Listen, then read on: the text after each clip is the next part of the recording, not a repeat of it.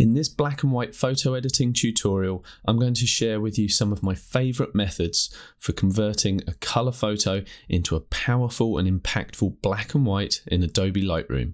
So let's get into it.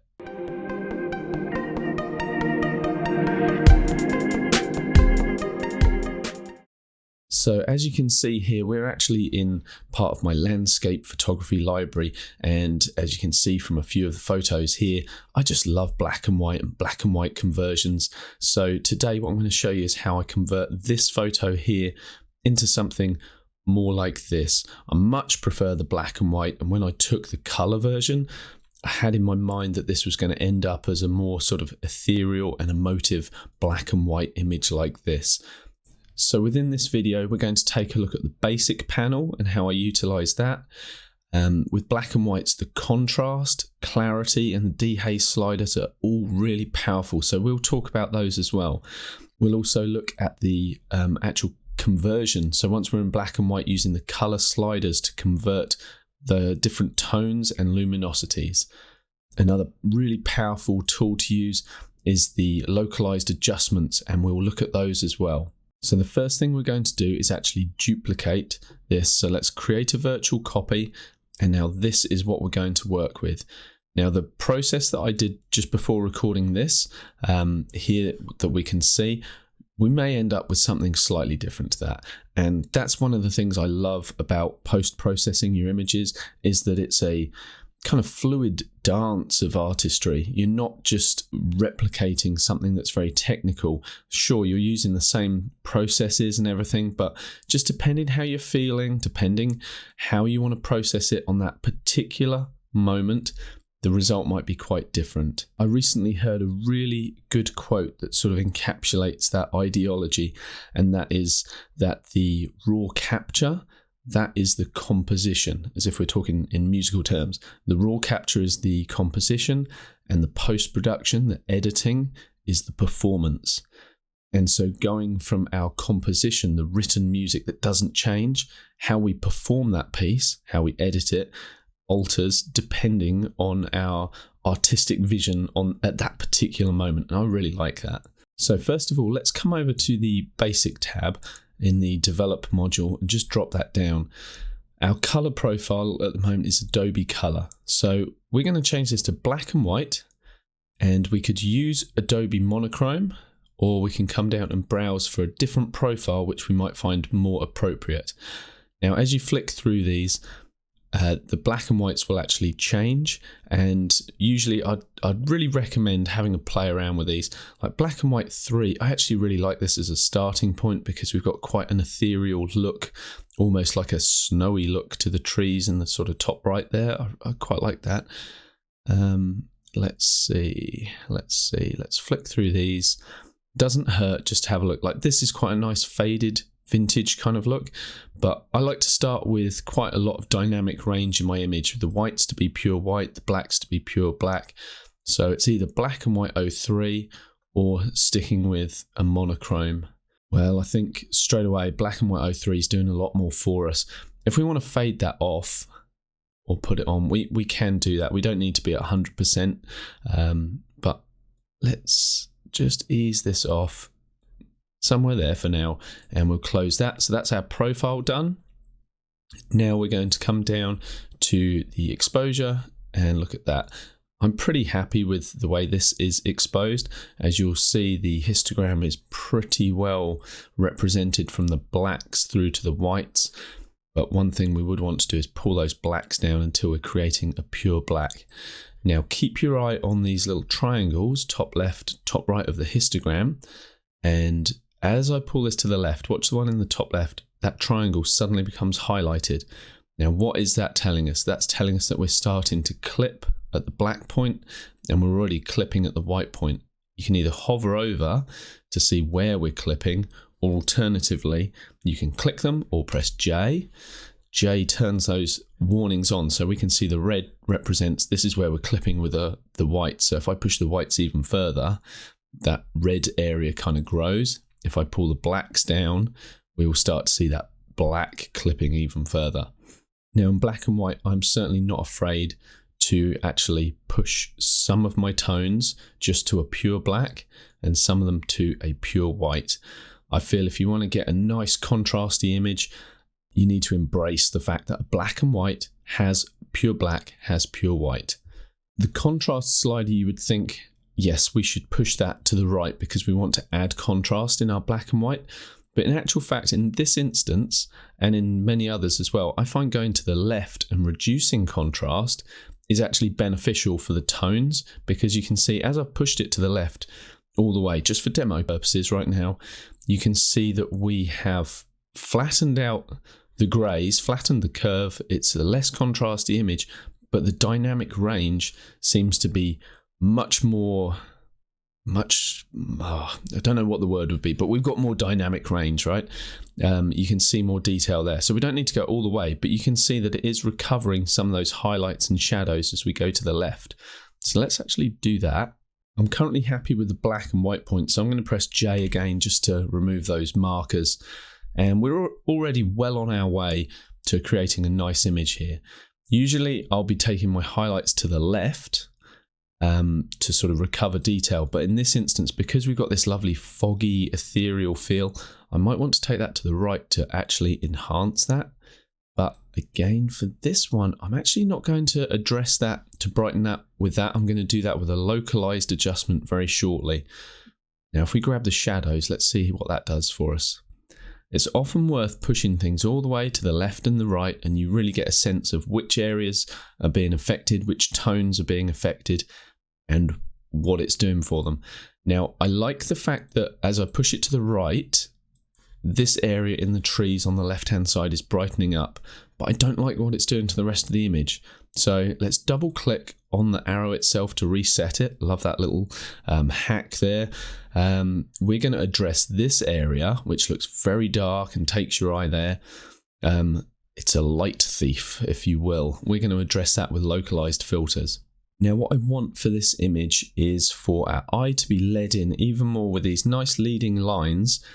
So we want to enhance that.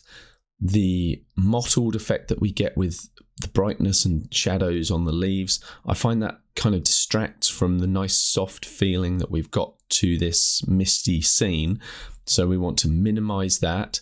And we also want to lead our viewer's eye. This is so important with black and white. The luminosity, the brightness of the image, and in which part those bright areas occur is the guide for the viewer's eye of you saying, this area is important. A dark area, this area is less important. So we'll look at that as well. So I want to brighten up the end of the pathway where we're kind of taking the viewer through, and I kind of want to darken or at least take away the attention from these areas at the side of the leaves. I want to give the hint of leaves, which is there, but just minimize that. Now, before we get into things like the tone curve and black and white slider adjustments and all of that, what we're going to do is just look at the texture, clarity, and dehaze. Now, often the texture, that can be worth putting a little bit of texture in, but if we take that to the right, we can see that that really makes this image look kind of crunchy and gets rid of that soft, emotive feel that we had going on. So double click that, get rid of it. Clarity, again, often so useful for black and whites, for bringing out drama and punch to an image. And you can take that so much further with a black and white than you can with a color image before it all looks a bit weird. But for this instance, what I'm doing is I'm looking at areas of the image, not the image as a whole. I really don't like what it's doing to the leaves. I think that's really ugly. But for instance, I quite like what it's doing in terms of these vertical lines and bringing our attention to the black, white. That's quite interesting. So let's put that back to where it was and bear that in mind, because we can use the localized adjustments to do that adjustment just to this walkway through here. Now, dehaze is also quite useful for black and whites, and normally that lovely noise outside was my son. Don't know about you guys, but we're in lockdown thanks to COVID-19 at the moment. So we're all in the house together. So the kids are running past my little studio area, having a grand old time while I'm in here recording you a video. So I do hope you appreciate it. And if you are enjoying this, please hit me with a like and a subscribe. It means the world to me and gives me validation for sitting here recording a video about helping you guys to hopefully learn a little more with your processing skills while I'm neglecting my children outside. Right, let me get back to this. We'll smash this out and then I'm going to have some playtime with them. So the dehaze slider, I'm bearing in mind what this does and where, and I don't like it over the whole image. I mean, this is really nice and interesting how it's added a whole heap of contrast, but I want to have more control over where that's applied. So for this particular image, we are just going to add a little bit of clarity, not much at all, and a little bit of dehaze. Texture, I'm not even thinking I'm going to add any texture in. I feel that the leaves and the differential between the leaves and the darkness and everything, that's texture enough already. We'll leave that alone. Now let's dive into the black and white color toning. So this is a really useful thing that you can do. If we were to go back to our original, so I'm just hitting backslash to see our before and our after, we can see that we've pretty much only got two main colors going on within this, and that'd be our green and yellows, and we've also got orange yellows for the walkway here. So sure, there's like other tonality, other colors going on, but they're our main ones. So if we come back to our black and white, so I'll just hit backspace again, keep saying backslash again. Let's see if that's true. If we grab the orange slider, you can see that we're brightening up the walkway, which I quite like. So let's do that. Let's see what yellow is doing for us. Okay, so yellow is actually affecting both the leaves and the walkway. So it's just up to us what we want to do with that. Do we want to darken that down or brighten it up? I might actually just darken ever so slightly and then we'll go further with the greens. Yeah, so the greens is talking into those leaves, which were catching our eye before. And I'm just trying to kind of mute them down just ever so slightly. The aquas, if we slam that around, we can see where that's affecting. So we've got quite a bit of aqua going on in the mist and fog in the background. So let's use that. Same with the blue as well. That's quite nice. So we'll boost that up, and I don't expect to see too much of a change with the purple or the magenta. So we'll leave those alone. Now for our overall black and white changes, I say I'm happy with that. So at this point, I feel like we're well on our way with our image, but let's have a look at where I ended up last time when I did this process. And that's here. And for me, that's a much more finessed and gorgeous black and white compared to where we are currently with this one. So what are the steps that we need to take to get this image here to look more like this image here?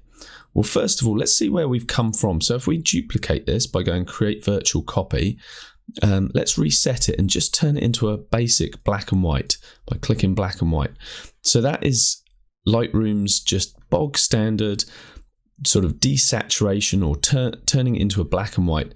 And as you can see, our version has a lot more contrast, a lot more punch. So now comes the fun part of playing around with localized adjustments. And I absolutely love localized adjustments, whether I'm applying them with the radial filter, the gradient filter, or the brush itself. I find it is a fantastic way to dive into your image and really finesse it. So the things that we're going to be doing here would be, we want to brighten and create more of a sense of mist and fog and mystery heading down the pathway at this end point here. I want to brighten this really dark area here because I feel that that is just a complete black hole, that it's a light suck and your eye almost goes to there even though it's very, very dark. I don't like that. And I want to add contrast and interest to the walkway coming through the middle bit here. So let's have a look at how we can do that. Before I do that, I'm just going to give us a little bit more screen real estate by pressing Shift and F. I'm pressing the T key now, just so that I can see this show selected mask overlay. And what we can do is turn that on. And as I draw this radial filter and let go, we can see from this red area where this particular adjustment is going to take place. So let's say I'm happy with that, take the tick off, and I'm going to increase the exposure slightly. And a lot of the detail or the darkness comes in those shadows. So let's boost those up a little bit and say, yep, we're happy with that. The next thing I want to do is actually create more of a misty effect in the background. So let's create a adjustment, a nice big fat feathered adjustment. So let's increase the feathering, and if we brighten the exposure, what I don't want to do is lose the details or the hint of leaves through here. So rather than actually just brightening it up and going, oh, that looks foggy, one thing I found works really well is actually using the dehaze slider in negative. So you see if I go to the left, we're creating almost like a foggy look through there. So go all the way, you'll see far too extreme, but let's go quite far with it. The clarity is the same. Like if you go to the right, it's really crunchy look, but mist and fog, the particles in the air kind of diffract the light. So if we push the clarity to the left, we'll see we get a softer kind of look through there. So I quite like that. We could also boost the exposure ever so slightly. And if we feel we're losing too much detail through here, bring those highlights back by dropping them down to the left. And if I just grab this handle and sort of move it out of the way and put it back, you can see that we've got this kind of foggy adjustment that we can place right there. Now we can play with the width of it. We want a little bit of bleed as it comes through. If I take the feathering off, you'll see right at the edge exactly what it's doing. So we can now start to bring that feathering back. I don't think I actually want it at 100%. I think we'll go for something high though, like 80. That's nice. Now I'm going to deal to the sidewalk here, the little pathway through, and I want to add more contrast. But the first thing I'm going to do is deal with just the vertical pieces of wood here. So I'm not going to make any adjustments. What I'm going to do is just paint it on with the brush, and by clicking this show selected mask overlay, as I start to paint, I will see exactly where this mask, or where the adjustment, is going to be affecting. So let's do some of that, paint around there like that. I'm not being super precise with this mask, and I don't really feel that you have to be at this point. You can use the bracket keys on your keyboard to increase and decrease the size of your brush as well. That's a nice little hotkey to remember. So as I come in just to refine just these edges, I'm just reducing the size of the brush with that left arrow key. And I'm going to just erase some of the areas that I don't want. So let's erase some of this. Make that brush a little larger as well. The fact that it's feathered, you're not going to notice too much where this mask is and isn't around the edges. Like I say, I'm really not too worried about that precision for this particular change I'm going to make. So now we can see that we've got our mask where we want it to be. If I press the O key, that is the same as toggling this on and off by clicking it. So O, we're just hiding that mask. And now we are free to make the changes we want. So we might want to increase the contrast. Yeah, I quite like boosting the contrast there. Clarity will surely help us. Yeah, that's localized changes between the blacks and the whites, and that's just making that more punchy and interesting. But as you see round here, it's getting a little weird the further we get into the track. So I don't want to go too far with that. Could always use our mask with a lighter flow just to get rid of some of that. So I might just do that actually. Let's go back to O. And so we are now erasing, bring the flow down, and we'll just do a little swipe across there. There we go. Okay, so now those changes won't be quite as evident at the end of the trail there. So let's press O again to hide that. Okay, so we are boosting the contrast, we're boosting the clarity, but the blacks are getting pretty heavy, which is a little bit too much. So let's try bringing up the shadows a little bit. Nice. Now I might also want to bring a little more attention to the pathway itself. So let's create a new one of a new brush adjustment through here. So let's sort of paint on here. At the moment I can't see where I'm painting, so I could press O to turn that on, and there's a big ugly mask that I've created. So let's just erase some of that. Click that erase and then paint around those bits where we've got a bit of bleed going on. There we go. Let's paint that out, and that. And again, I'm not worried if we've got just a little bit of overspill. It's all feathered, so barely noticeable. Let's press O again, and let's see what we can do. So if I were to push up the exposure all the way, you can see that we're really brightening that path. Or if we push it all the way to the right, that can darken things. But what I think we want to do here is actually brighten this just ever so slightly so it balances the brightness of the fog here. So let's brighten that up slightly, and again increase the clarity, because I like all this this little hatched effect we've got going over the wood there. No, I'm not going to bring the blacks down in this. I might just boost the shadows just so that we don't go too dark around those edges. Control my highlights a little bit. What about contrast? Yeah, I don't want to make it too contrasty, because our eye would go to all this pattern down here, which I don't really like. And in fact, what I'm going to do, I don't like the darkness that we've got on the right hand side of the path there. So I'm just going to grab another brush and just brighten that up. So let's just increase the exposure slightly and paint that in. I know that is pretty down and dirty, but that's okay. We'll just erase a little bit from this top bit here. Okay, I'm happy with that. Now the great thing with these localized adjustments is you can really fine tune things. So this is too dark in my opinion, this particular bit of wood there. So I'm just going to drop over a little exposure boost those shadows, feather it out just a wee bit. Happy with that. I could even duplicate that same adjustment and now bring that over here to this bit here. Maybe increase that. You can rotate your adjustments as well. So what we could do is rotate it to match the angle of the path here. There we go. That's quite nice. And yeah, I'll say I'm happy with that at the moment. If we look at my original edit I did of this now, we can see that around the edges it's much darker, which helps to draw our eye just to this central foggy area here.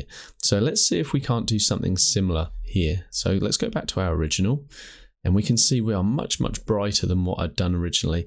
So let's just see if we can drop the exposure slightly. Yep, that certainly helps. Makes it a little more intriguing, I think, as it gets a bit darker and moodier. Now, I am going to actually create a vignette around the edge, but I'm not going to use Lightroom's vignette tool. I think it really does you a disservice. It's good as a quick tool, but you really don't have much control. So what I think is a much better way to go about it is to actually grab a radial filter. You drag out from the middle. So we'll drop the exposure. Let's grab the contrast, and part of what we're doing now is basically saying I don't want the eye to go to this area around the outside. So darkening that area is one particular tool that we've got to do that, but it's just one tool. So what else can we do? We can reduce contrast. That will also help to stop our eye going there. We could reduce the clarity, so we're softening those edges. So I quite like that as well. Dehaze is good, but as you saw earlier, it creates that lighter foggy effect, which I really don't want. I mean, this is kind of cool if you wanted this effect of fogginess everywhere and a very dreamlike look to your image. You can get creative with that, but that's not what I'm going for here with this particular one. I might drop it just a little bit. Yeah, let's do that. And the whites is something I really want to grab hold of, and I'm going to drop that down. Now what that's doing Currently, we've got pure white here. If I turn J on again, you'll see we've got pure white in the middle bit here, but we've also got pure whites right up here at the top right. And black and white is about guiding your viewer's eye through the use of luminosity throughout the image. And your eye will normally go to the brightest part of the image. So do we want our viewer's eye to go to the top right of the frame? No, we want our viewer's eye to be led here. So yes, I could reduce the exposure, which would deal to that, but the best way to do it is grab the whites and bring that down, and all of a sudden we're graying this area here without losing detail in terms of detail of the leaves and everything. We're just graying that area, and our focus comes right here, and I really like that. So if we turn our warnings off again, and I will come to our central vignette that we just did. If I delete it and then I put it back on, we can see that really helps, and the image that we've got now is much more akin to that one that I was initially showing you that I worked on. I mean, they're not identical, but they are very, very close. So one last step that we might want to make is actually straightening this image out. You can see from the trees here that they are leaning to the side. The wood is leaning to the side, and the same here. And that's because I'm kind of pointing my camera from a standing viewpoint slightly down. So we've got that convergence, and that's a really easy fix in Lightroom. The fact that we've not got perfect architecturally perpendicular lines in this image, it doesn't bother me. Let's have a look at our before and after and see where we've come from. So this is our before. This is our after as a black and white. Let's go F to go full screen, and there we go. We could say that we are done here. I don't think we need to do any more, but through the tone curve, I just want to show you this because, to be honest, it's one of the most powerful tools you've got at your disposal when you're dealing with black and white. So if we wanted to add more contrast, what we can do is actually just create an S curve, which is basically taking the top right higher, click a point kind of 3/4 of the way down and bring that down. And let's, if we turn that off and on, you can see we're increasing contrast there. So for black and white, that can be really, really powerful and really useful. It's not what I'm after for this image, but I am going to show you something else, which is often really useful for if you're wanting to create a faded vintage kind of look. And that's bring that bottom point, which represents the blacks, just boost that up. So if I take that all the way up, you'll see what's happening. We're brightening those blacks. The whites aren't changing, it's the blacks that are being boosted. And the top right, you've got control of the white points. If I bring that down, we create grey muted effect there. So depending on the distribution of the tones, you have control with your tone curve. And I like to save this until the end because now I can actually just really fine tune the look I want. So let's go for a kind of faded look with this one. I think if we bring the curve down, we'll increase that kind of drama. See, if I bring it quite far, the highlight point becomes less of the whole frame. If I bring it up, we're more highlighted through this whole area. Whereas I think it's more interesting if we just pull that down and our eye just goes more to this, which is quite nice. But our shadows are being a little bit washed out here, just flattening slightly. So let's actually boost a little bit more in these deep tones here. And let's not lose our brightness. So let's bring that curve point up slightly. So as you can see, and you may well know, the right half of the curve, that's talking to the highlights. The left-hand side is talking to the shadows and the blacks right here on this point here. So if I bring this back down to the corner, you can see we've got our pure blacks back again.